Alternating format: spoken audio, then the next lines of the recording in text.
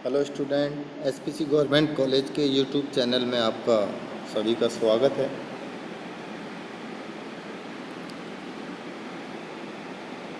इससे पहले के वीडियो में मैंने वर्गों की प्रमुख समस्याओं के बारे में आपको बताया था।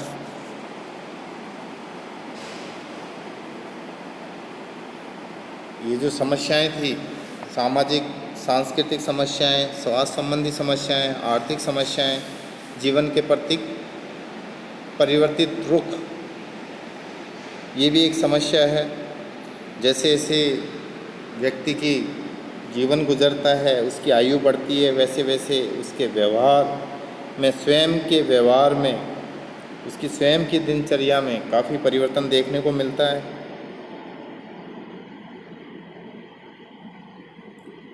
और बुजुर्ग व्यक्ति जिस वातावरण में रहते हैं उसके प्रति उनकी काफ़ी संवेदनशीलता पाई जाती है।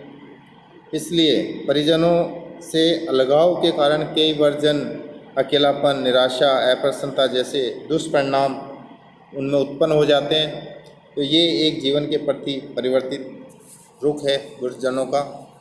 आज का जो अपना टॉपिक है मुख्यतः वृद्धजन समस्या निवारण हेतु उपाय, मतलब क्या क्या उपाय किए गए वृद्धजनों की समस्या समाज में होती है तो उसके निवारण के लिए भी समाज में उपाय किए जाते हैं। क्योंकि अगर कोई समस्या है, अगर वो काफ़ी लंबे से समय तक बनी रहती है तो समाज की जो व्यवस्था है, समाज की जो संरचना है, उसको वो क्षतिग्रस्त कर देती है। तो वृद्धजन समस्या हेतु साधारणतः काफ़ी चीज़ों को आप जानते हो, लेकिन एक समाजशास्त्रीय परिप्रेक्ष्य के अंतर्गत, वे समाजशास्त्र के स्टूडेंट होने के अंतर्गत इसके कुछ प्रमुख निवारण हेतु उपाय जो केंद्र सरकार, राज्य सरकार, सरकारी गैर सरकारी संगठनों के द्वारा जो अपनाए गए हैं वो अपन को मालूम होना अति आवश्यक है। जैसे मैंने पहला पॉइंट लिखा, इंदिरा गांधी राष्ट्रीय वृद्धावस्था पेंशन योजना।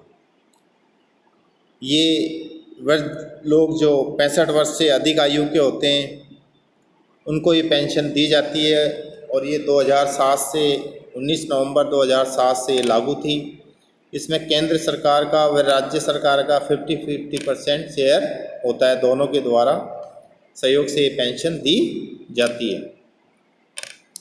अन्नपूर्णा योजना, अन्नपूर्णा योजना के अंतर्गत 65 वर्ष से अधिक आयु के बेसहारा बुजुर्गों के लिए ये योजना लागू की गई है।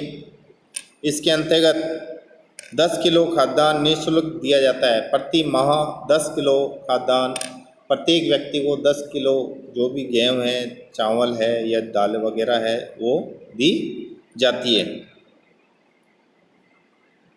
ये खाद्यान्न उन लोगों को दिया जाता है जिन्हें कोई किसी प्रकार की पेंशन नहीं मिलती, उनको ये खाद्य सामग्री दी जाती है अन्नपूर्णा योजना के अंतर्गत। मुख्यमंत्री वृद्धजन पेंशन योजना, ये राज्य सरकार की पेंशन योजना है। जो राज्य सरकार जो वृद्धजन है 65 वर्ष या उससे अधिक आयु के हैं उनको मंथली पेंशन देती है। वो समय समय पर परिवर्तित होती रहती है। अभी शायद लगभग 1000 रुपये के आसपास इन्होंने कर रखा है। वरिष्ठ नागरिक रियायत की बात की जाए तो छूट, मतलब किस कहाँ जो वृद्धजन है उनको वरिष्ठ नागरिक माना जाता है, उनको आयकर के अंतर्गत छूट दी जाती है। उनको इनकम टैक्स के अंतर्गत उनकी जो आयकर सीमा है उसको, छूट की जो सीमा है उसको 2.5 की जगह से 3 लाख किया हुआ है। भारतीय जीवन बीमा में वरिष्ठ नागरिकों के लिए काफ़ी सुविधाजनक बचत योजनाएं लागू की गई है LIC द्वारा। भारतीय जीवन बीमा के अंतर्गत रेलों में या बसों में भी जो 60 वर्ष से अधिक आयु के होते हैं उनको 30% की किराया जो है उसमें छूट दी जाती है इन लोगों वृद्धजनों को। इस प्रकार से हमारी सरकार द्वारा, केंद्र सरकार व राज्य सरकार द्वारा वृद्धजन अपने उस आखिरी पड़ाव में, उम्र के आखिरी पड़ाव में रहते हैं तो काफ़ी मतलब उनको शारीरिक और सामाजिक मानसिक समस्याएं होती है, तो वो कैसे उनको दूर की जाए, उनकी आर्थिक समस्या को कैसे दूर की जाए, उनके भोजन की समस्या को कैसे दूर की जाए, उनके स्वास्थ्य की समस्या को कैसे दूर की जाए। मेडिकल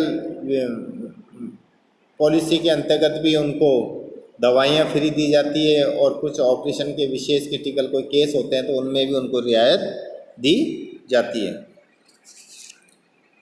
गैर सरकारी संगठनों की भूमिका, गैर सरकारी जो संगठन है वो उनकी भी काफ़ी वर्जनों की समस्या को हल करने में गैर सरकारी संगठनों की भूमिका भी कम महत्वपूर्ण नहीं है, मतलब काफ़ी उनका सहयोग रहता है। आपने देखा होगा कि काफ़ी ऐसे गैर सरकारी संगठन हैं जो विधवाओं को, वर्जनों को, बेसहारा जो लोग हैं उनको स्वरोजगार दे के, उनके लिए स्वास्थ्य सेवा करके, उनकी भोजन की व्यवस्था करके एक देश निर्माण में अपना सहयोग समय समय पर वो देते रहते हैं। ऐसे उदाहरण आप पत्रिकाओं में, टेलीविज़नों में, न्यूज़ समाचारों में आप देखते हो।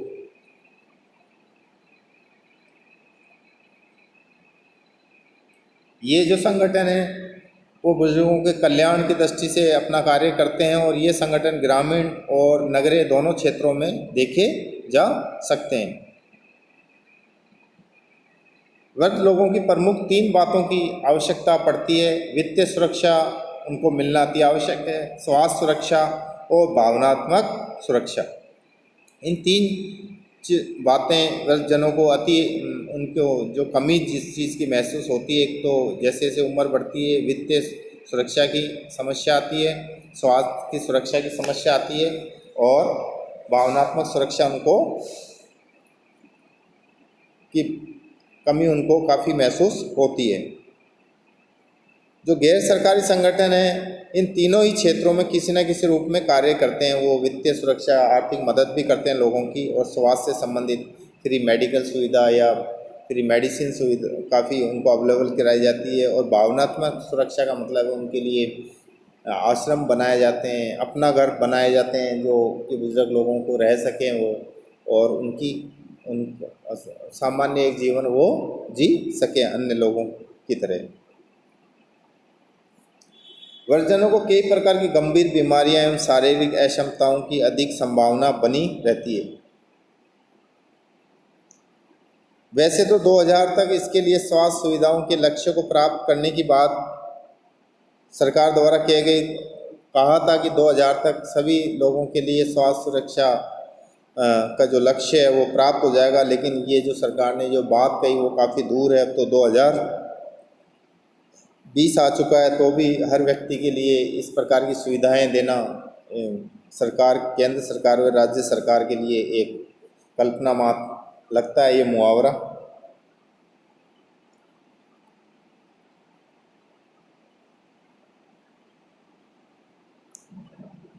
क्योंकि इन्हें वृद्धजनों के स्वास्थ्य पर जितना ध्यान देना चाहिए उतना ध्यान कोई भी नहीं दे पाते हैं, ना तो परिवार के सदस्य दे पाते हैं, ना सरकार के द्वारा इस प्रकार की सुविधाएं दी जाती है।